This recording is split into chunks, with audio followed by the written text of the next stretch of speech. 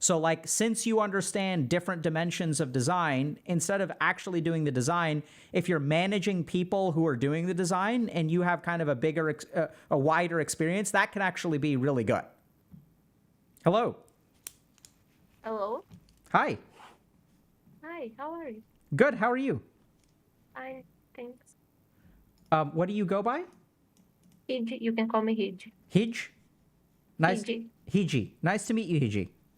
Nice to meet you. And we're going to be talking, how's your career or job going? Well, at the moment, I'm pretty happy with it because I just found a very unexpected job. Awesome. Good for Not you. actually, yeah, thank you. Not actually in my field, but it's something I'm interested in learning. So this comes from a place where I was like looking around for 6 months for a job. I was applying in my field specifically, and I had actually no success because of how industry requirements works. And this new company is a new format, so it makes me feel a little bit more hopeful, I guess. Okay. So it sounds like things are going pretty well. And is there something in particular you wanted to talk about or share today? Yeah, it's more like, can I give a little bit of background Please. of? Yeah, I just graduated. I graduated in environmental design, and I did a technician in graphic design. Okay. So, and I did internships for both of them. So usually when we graduate, we're like, okay, now I'm gonna try to find a job in this field specifically. Yep. And I was trying to look at jobs, and I was really frustrated for like 6 months because just like, at least here in my country, it's like, oh, we would love to get you a job if you have 2 years of experience, which is not doable for people who just graduated. Yeah. But outside this, we actually can't find jobs that are offering that don't have these things specifically. So I was kind of very sad and was actually giving up on finding jobs I actually like. And I was on LinkedIn, and it kind of was like, oh, this is the same interest as you. And it's a company that does mini for RPG games, tabletop RPG games. But when I read like all the things they asked me to do, I actually didn't match at all what they asked for. I was like, but I like this so much. This is so cool. And I was remembering a video where you were like talking about why sometimes we don't do things, why we're scared. And I was like, okay, if I don't apply to this job, I don't get this job. If I apply and they say no, I don't get the job either. So so I applied to it. And what was really cool is that they accepted me. And what's really cool about it's like a startup. So they think a little bit differently. They were like, okay, we see that you're like from a lot of different fields, and we know you don't know how to do this specifically, but we're willing to let you learn and teach you. So that was really the hopeful side of it. Yeah. Awesome. Yeah, that's pretty awesome, right? I'm so happy for you, Hiji. Yeah, thank you. Um, yeah. So you said you're working at designing miniatures. Is that right? Like little figurines for RPGs? I'm not designing them per se. It's like they have a team where actually people who graduated for this to design them. And there are people who paint it, and there are other people. I am like the middle ones who actually do 3D printing unit supports for the piece to be printed so it doesn't fall while being printed. So I just put the supports, so that doesn't require that much of a graduation thing. Okay. And so it sounds like you're pretty happy with your job. Yes, yes. And so let me just see if I understand this. So it sounds like you were applying for entry level positions that required two years of experience. Yes, that also. and very specifically graphic design and environmental design, which is what I'm graduated in. Can you tell me a little bit about environmental design?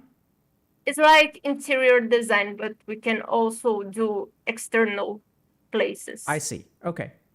Yeah, I mean, that's awesome. So I want to just thank you for sharing your story, because I think it's like, it's so interesting, right? Because there are entry-level positions that have 2 years of experience requirements, which is like impossible for college students or recent graduates to meet.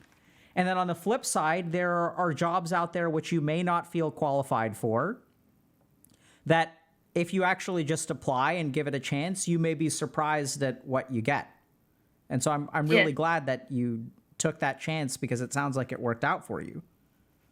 Yeah, one thing that is also, I think, worth saying is that many times for these jobs specifically, it's not like I'm getting super payment or anything. It's something really simple. Like anyone can do this. I learned the software in like a day and a half. They gave me this day to learn it, and it's like, if it's not a really special and hard job to get, and I'm not being super paid for it, but it feels like the company is kind of embracing me as like someone who wants to learn. And usually, at least here with people that I know, people are going to striving for companies so big that you actually mentioned, like in your stream earlier. It's like the different mentality of work where you have to already be good, so you get really nice payment. And it's like this approach I gave was more like a slow walk, I guess. Yeah, so I think that's worth pointing out as well, which is that, it sounds like they value you and you feel valued. And even though the compensation isn't the best, that there's hopefully opportunities to grow within the company. Yeah. Am I hearing that? Yes. Yeah, and I think, just remember that if things don't work out there, you'll have some experience under your belt, and you can always move if you need to. There's the point that I actually wanted to ask you. Okay. The only thing that bothers me a little bit is my curriculum. Because when you go and read my curriculum, it is like all over the place. In a sense that normally, like, oh, I want to do graphic design. So you send a curriculum, it's like, I did graphic design in this enterprise, I did this of graphic. When you look at my curriculum, it's like, oh, I did interior design, and then I did graphic design, and then I'm painting miniatures, and then it's like all over the place. It doesn't feel like I'm digging deep into anything. It makes me a little bit worried. People might think I'm like a shallow professional, I guess. Sure. So I think that's a reasonable concern. And I'm kind of feeling, Hiji, that maybe I can teach a little bit as opposed to like ask you questions about your feelings right now. Would that? That's okay for me. I like it. So I'm not getting the sense that your fear is like due to some deep psychological thing. I think it's just like, it's a reasonable concern. So here's what I understand your concern to be. When someone looks at your curriculum, which is like the history of what you've done, right? Is that what you mean by that word? Is like when you, yeah, okay. They're not going to see specialization in one area. Yeah. They're going to see a little bit of this, a little bit of this, a little bit of this. And so I think that is actually very attractive to certain employers and certain jobs. And you just have to pitch it the right way. So let's try to understand a little bit about the difference between being very specialized versus being general. So if I specialize in a particular thing, so let's say, like, let's use psychiatry as an example. So let's say I specialized in trauma, and I worked in trauma for 2 years, and then another place for 5 years, and advanced trauma here, and I have 10 years of trauma experience. So then that's great, because if there's a job open that requires a trauma specialist, I'm very, very well suited for that job. But there are other kinds of mental health jobs for which that actually isn't necessarily an advantage. So for example, there are some companies that will hire essentially like mental health professionals to work for people within the company. So it's like, if there's a company of 500 people, they may hire a psychologist to take care of their employees. And that's the kind of job where you don't want someone who just is really good at one thing. You want someone who can deal with trauma, deal with depression, deal with anxiety, deal with substance use or addictions. Does that make sense? Yes, it does. So I think in that way, because you've tried a couple of different things, I don't know that, if someone is looking for a very specialized thing, you may not be the most competitive candidate. But I think there are a couple of really interesting opportunities you have. The first is that you can tell people that, hey, I understand a lot of different aspects of design. So I have experience in multiple different kinds of design. So interestingly enough, there may be some kind of other design, like interior design, for example, that you can say, I understand environmental design. I understand like even the nuts and bolts of like developing support structures for miniatures and things like that, almost like more from an engineering aspect. So I understand a lot of the other pieces. It's not just one thing. The other thing the other way that you can kind of pitch it is that you can also tell people that you're like a quick learner. So you've learned multiple different things and you've learned how to succeed in all three of these different fields.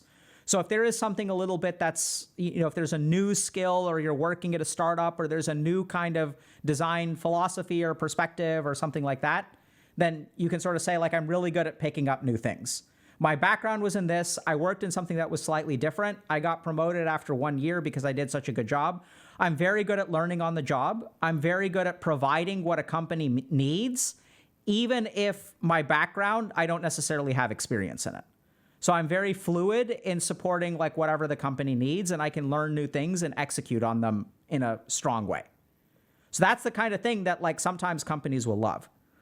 The last advantage that you may actually have is sometimes managers have the background that you have.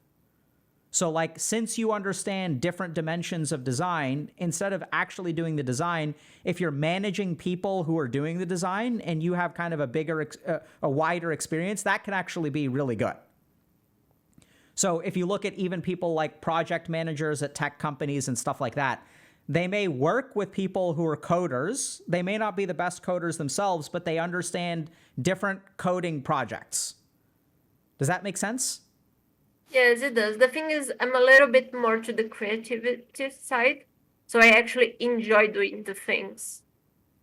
I don't actually like managing people. Yeah, so that's just something to keep in mind, right? So just because the best way you can sell yourself may not necessarily be what you enjoy the most. And that's okay. So what that may mean is that you may be able to get higher paying jobs with more of your strengths. But if you don't really enjoy that, then you can lean towards the creative. I still think that generally speaking, you're kind of in a good spot because you've got a couple different kinds of things. And I think a lot of you finding the right job is going to be how persistent you are in looking for it. Right? So I wouldn't, because I think a lot of finding the right job is like just the opportunity. Like, so you've got to kind of network and get to know people and kind of keep out on the lookout. I wouldn't, spend 5 years at this company and then go looking for something else. Yeah, I presume, if you're not happy with some aspect, then if you're completely happy with it, then that's totally fine. That's interesting because I grew up used to seeing people working in the same company for their entire lives. So whenever I do work in a company, that's what I kind of strive for. And maybe that's why it was bothering me little bit, the thing that I needed to be good at one thing exactly, because I was afraid I wasn't able to grow in that industry, actually. Yeah, so now that you mention it, I think about it. Yeah, so that's understandable because I think, let's say 30 years ago, 20 years ago, people did stay more longitudinally at one company. But I get the sense that that's changing. I'm not an expert on this kind of research, but I think there's some research that shows that people who move jobs every like 2 to 5 years actually like maximize their income. There are some industries in which people move around a lot. There's some industries in which you stay. I think it just depends on the industry, the company, things like that. So I think, you may find a long-term company. The issue is that the long-term company may not be your first company. Oh, I see. right? Yeah.